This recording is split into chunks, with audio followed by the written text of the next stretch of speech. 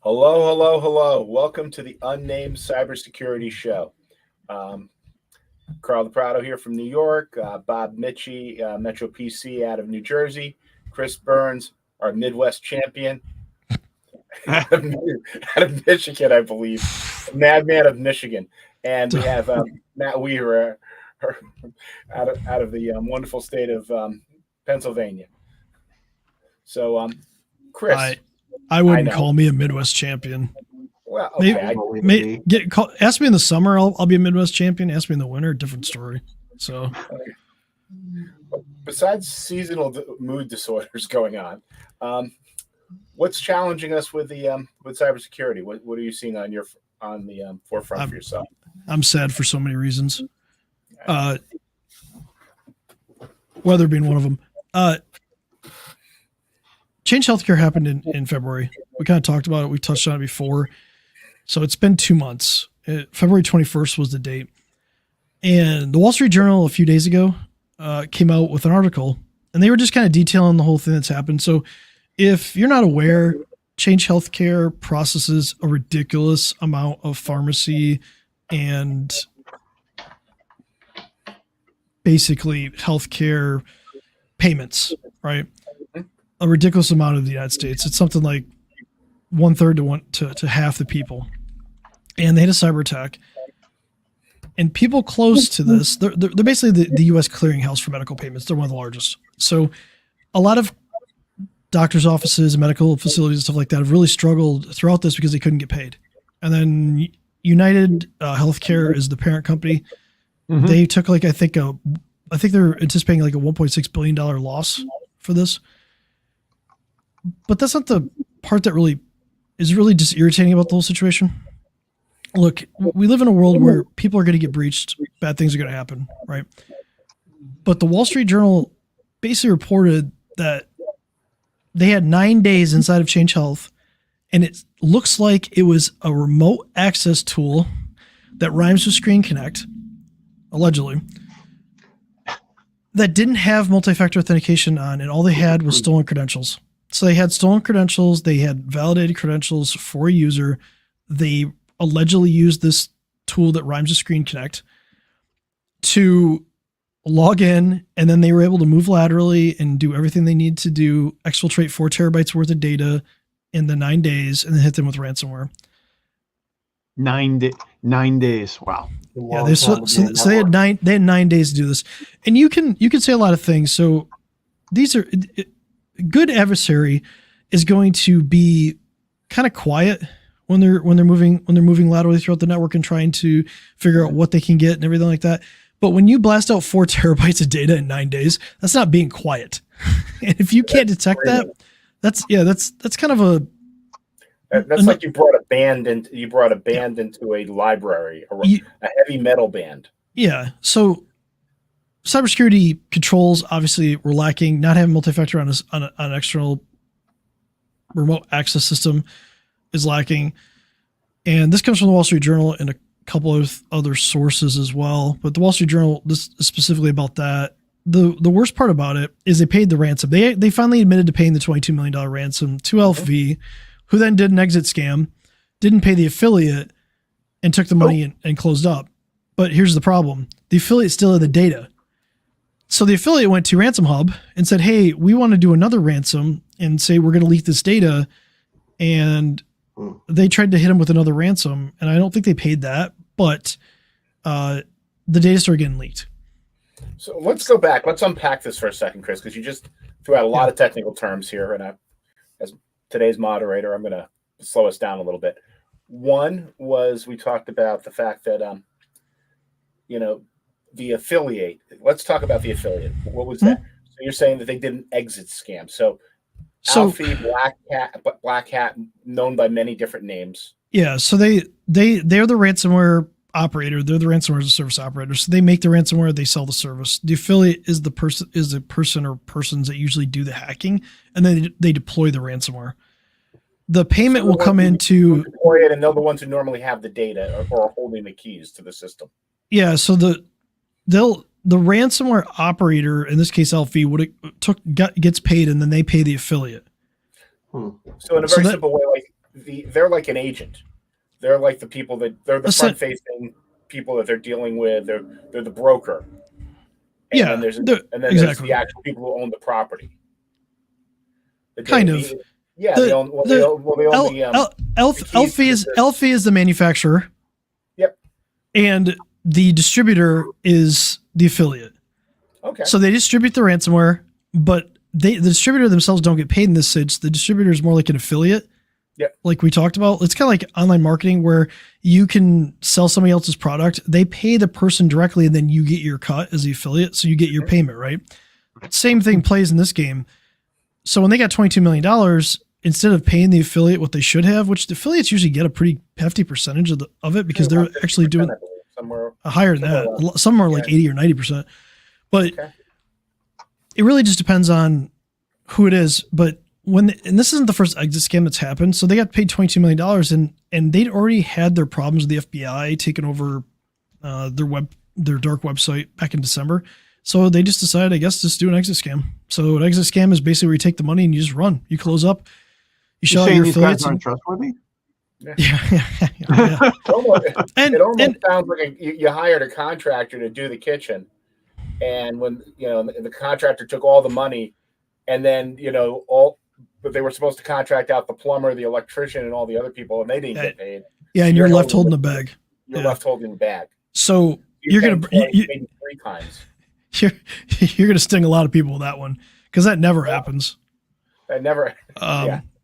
Anyway, so it doesn't look like they paid the second ransom from Ransom Hub, so the data starts getting leaked. To give you a perspective of how many transactions Change Health does in a year, it's 15 billion. Wow. They process 15 billion and they touch allegedly 1 in 3 medical records. 15 billion transactions a year, and they touch 1 in 3 medical records. If you pretty much have touched healthcare in the United States, there's a good chance your data is going to be leaked, your social security number, everything. Like it's pretty much done, right? Lawmakers are raising questions about this. And they've been raising questions about this for a long time. Health and Human Services is like, we're going to launch a probe into it. I don't know what you're launching the probe into. They admitted the data got stolen. The data's been published. Don't have to do much of a probe. I guess if you want to find out how negligent they were, I don't know. They had something in their system that didn't have MFA, that had remote access, and they clearly didn't have very good controls or monitoring internally. Again, some of these adversaries are very quiet and can get around a lot of things, and you may not notice them because they're incredibly intelligent. But this just doesn't seem to be the case. Maybe it is. Maybe it's overblown. But the fact of the matter is like 1 in 3 people's data is probably out there. Nothing changes. We see all of these things. Government won't make privacy regulations. There's not enough teeth on any of these fines. Consolidation of companies has been allowed to an extent where one company can do 1 in 3 medical transactions, touch 1 in 3 medical records in the United States. Is that a good idea? Are we asking the right questions? Probably. And so we're on this call. There's 4 of us here, and so that means that if we just looked at so 1 1/3 of us, if statistically our information is out on has been compromised. What are some of the steps? I'm going to throw this to either Bob or Matt.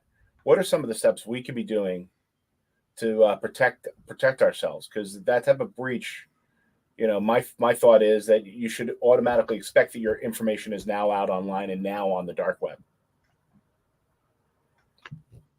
Guys? Well, here's the thing, Carl. All the information we're seeing that's going to be out here, this is all personal information. This is all medical information about that person, and a lot of all the demographics about that person, which opens up a whole can of worms. Because if you look at any medical record out there, it knows everything about that person from where they are, what their social security number is, and so, right now, is going to be, okay, we're going to start with credit freezes across the board. And so really credit freeze is something I could do. I could do a credit freeze for myself. You can do a credit freeze. You can actually contact anyone on watching this call can contact the credit bureaus today and freeze their credit. And basically, it's going to block any inquiries of that creditors make when they go and open up loans in someone's name. because we've seen that many times where the bad guys go and open up new loans and or even put mortgages on houses and they don't own the house. So Wow. for this instance, it's going to be credit monitoring for the individual. Now, if you run a business that actually has medical data, well, you need to start doing more and more. And we just found out in New Jersey that being HIPAA compliant is not enough to avoid a fine. Mm. There was a Interesting. New Jersey just fined a medical practice for having a data breach and said they didn't do enough.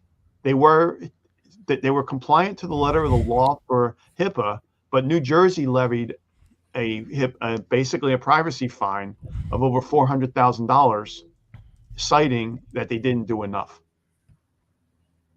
So, states are now trying to crack down, but like Chris said, there is no there's no national data privacy laws at this point. Well, that's always goes back to sometimes the most important elections are local elections because they do tend to change laws. Well, let's talk about what Bob just said though. Compliance is just basically adhering to a minimum set of rules. Yeah, exactly. So compliance regulations in general doesn't change that often.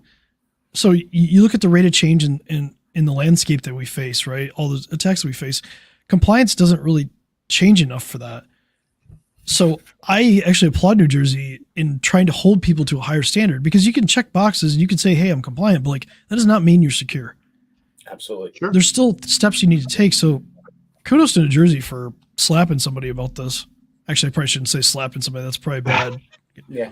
For holding them accountable for not doing enough. They need to do more, and we all need to do more, but that's awesome.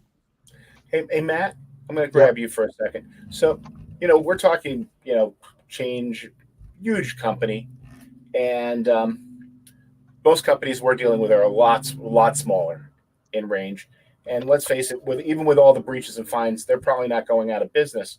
But what would, if a company was running with the same basic structure, a smaller company, let's even say a bank, local bank, a gym, gyms, stuff like that, and they were working with this type of what appears to be from the outside negligence or incompetence. What would normally happen?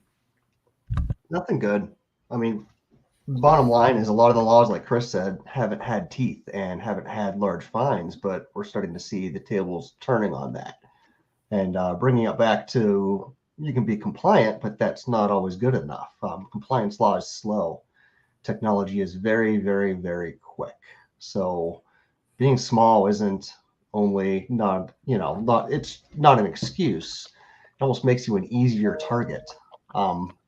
Sure, they'd rather get the 4 terabytes of data from change, but anything's worth money when they sell it, and anyone can be ransomed, and the smaller ones tend to be a little bit easier. So we'll cast a wide net. I mean, as for what happens, that seems to be changing on a really consistent basis and depends on what regulations that kind of business was under in the first place. But I think the days of a slap on the wrist are behind us, which is really good for the consumer and other businesses long term, but short term, while everyone's getting their act together, probably very scary for most small businesses. I heard something once, and this is probably the easiest way to describe this. Compliance is doing things right. Security is doing the right things. That's really a great thing, way to put it. And let's face it, you could be compliant and still go out of business through one of these breaches. So it doesn't matter that going to the minimum standards is not really a good roadmap for success. No, and we're going to see, going back to change real quick, we're going to see the fallout for this for months, if not years. I would add this too, with medical data and the health data that gets exposed. Where's the insurance industry going to stand when individuals start getting blackmailed? So let's say you have a disease that could tank your company because you're the CEO of it, and they blackmail you saying they're going to they're going to tell people your medical history. Mm-hmm. They're going to give it to your competitors. They're going to tell you. So they come to you and they blackmail you. Your credit freeze doesn't mean shit at that point. Yeah. Now they're coming after you personally, or maybe they come after the board members. Maybe they can get enough on the board, and they can dictate decisions inside of a business.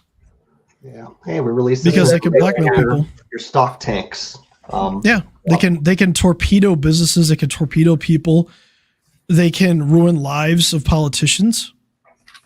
Right? They could ruin the lives of the people that they could force legislation through by just basically blackmailing a bunch of like legislators. So they're going to release. So Chris, they're going to release all the documentation on STDs.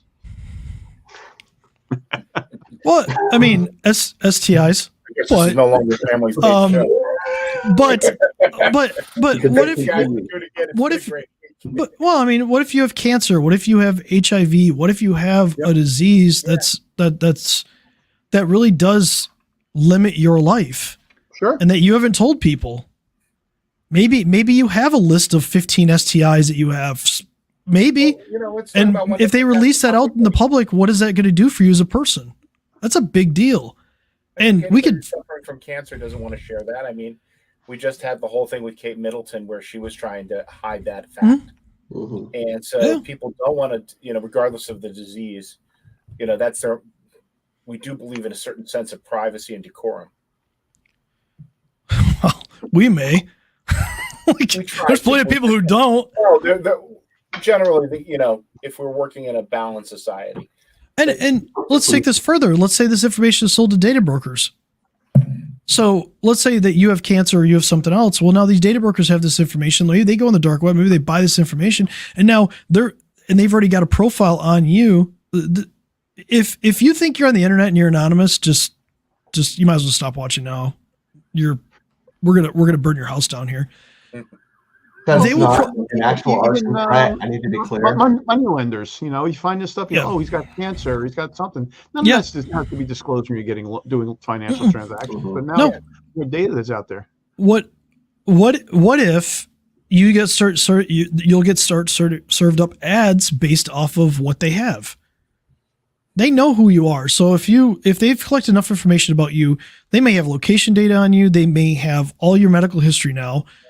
Now that they'll have your name, your address, your phone number, they'll know the IPs you come from.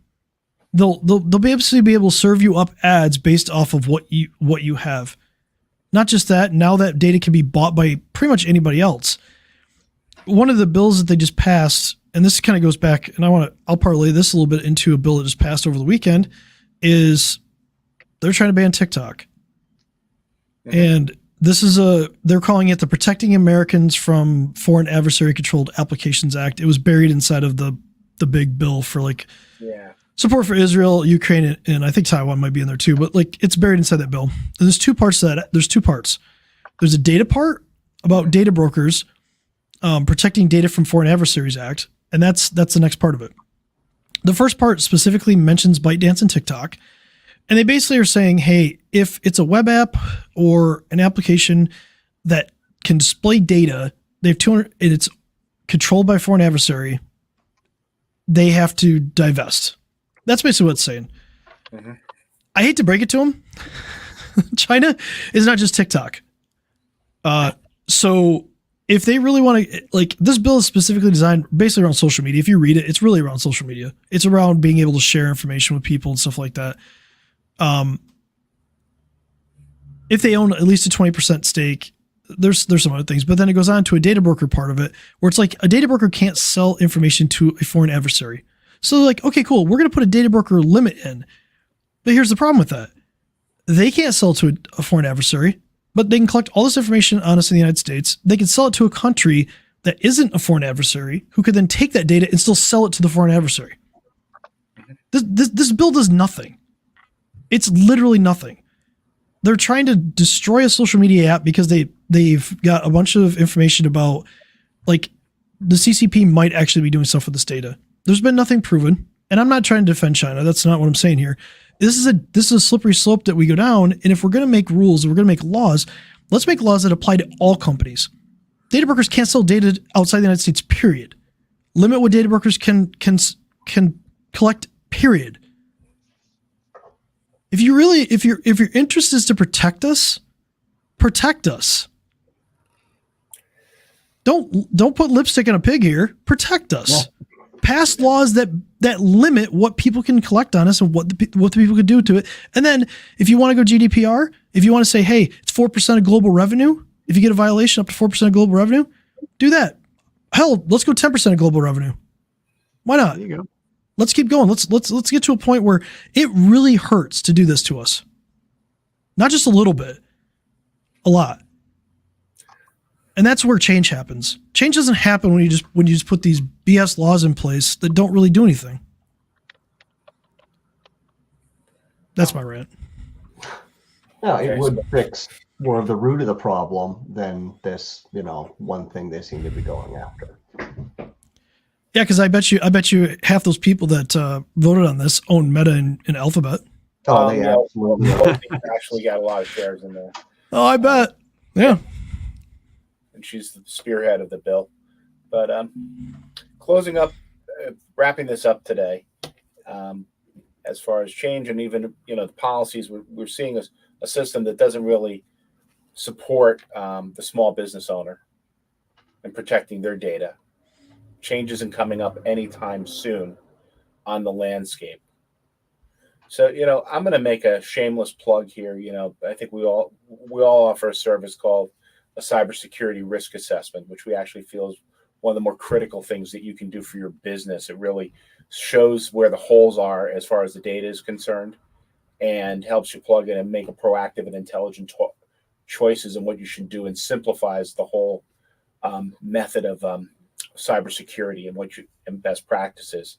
And if you're not doing this on a regular basis, it's sort of like, it's like the guy who doesn't do checkups and looks great up until the time he hits 45, gets on a treadmill, and everybody goes the next hour. What happened to him? So, doing this is really something that really helps with the longevity and the vitality of your business. So, if you're in the areas, if you're in the Northeast, and you're running a concern, feel free to reach out to any of us. Anybody else wanted to give any other closing thoughts? I just canceled myself, so don't worry about me. You can find Chris on TikTok. Actually, you can, but that's a different story. Yeah, we're not affiliated with him. I'm not affiliated with him. Just do something. Yes. Do something. Look at your business. Look at like whatever. We can talk about risk assessments, things like that. You should be doing risk assessments in every aspect of your business, but specifically, ask yourself this question: if I'm hit with an attack tomorrow, if whether it's an employee that does it or an adversary, foreign or internal, will my business be there the next day? What material impact will that have on my business and my livelihood and my ability to support my employees and their families and my family if you're a solo owner, or if you're multiple owners, your families? What does it look like? And if you're not looking at those scenarios, you're doing yourself a disservice in your business. You're doing yourself a disservice to your employees and their families and everybody that's affected. So if you distribute to other companies, you have maybe 20 customers that use your product or service that then goes downstream from there. You're doing a disservice to them as well. And I'll give you one. I'm going to give you the closing one here today. Quick one step everybody can do to protect their business. Go down your vendor list, whether that's your accountant, your attorneys, everybody you're doing business with, whether that's your consultants. Look at their email account. Let's just take a simple step. If you see at Gmail, at Yahoo, at AOL, be aware that they're not taking their business security seriously, and have a conversation with them. Either that they're going to, or look to replace them, because the chances of you becoming breached, the bigger that list of key vendors are that have those free email accounts, the much higher you are at risk. It's almost like we haven't run like a little vector here, but just go through that list. Man. And do that, and then maybe we could talk next week about how to check and make just some quick cursory things to make sure that you're working with the right people. Damn it. Now I got to get rid of my SBC Global email. Damn it. All right. Well, folks, it was a pleasure. Okay. See you guys On all that next note, week. Have a good week, guys. have a good week, guys.